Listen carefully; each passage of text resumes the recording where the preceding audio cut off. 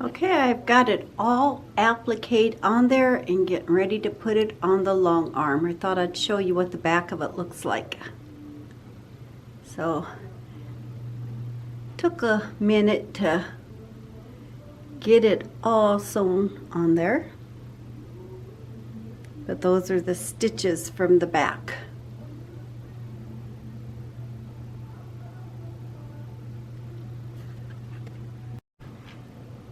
And here's the front, all appliqued.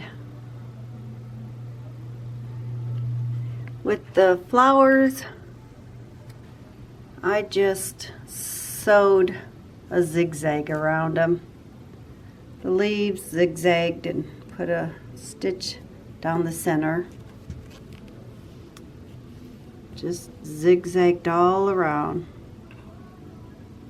All I zigzagged.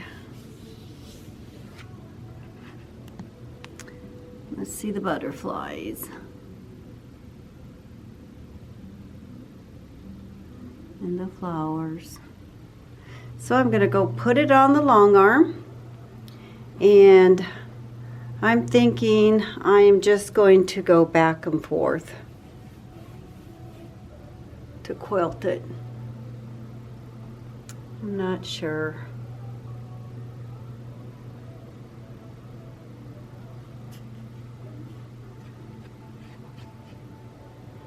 Okay, but it's all done except for being quilted and binded. Putting binding around it. And I'm not sure what color binding to use either. But I'll show you my next step when I get her done.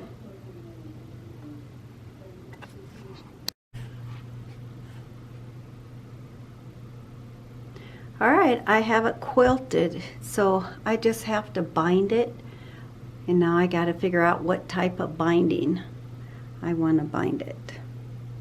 I just used whatever I had laying around here for the backing.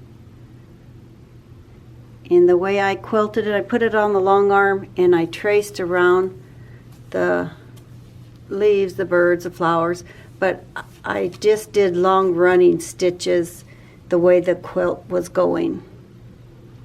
So that is my quilt. All that's left to do is just bind it. So I'm going to get busy looking for binding and see what I come up with.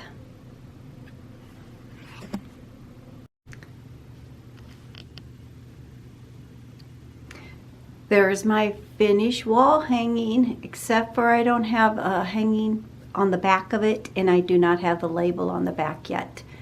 But not perfect, but I don't care. It's what I made. It was in my mind, and I put it on my wall. So that is the completion of my wall hanging that I started out with a picture that I liked and cut everything out, appliqued it, and then quilted it on my long arm.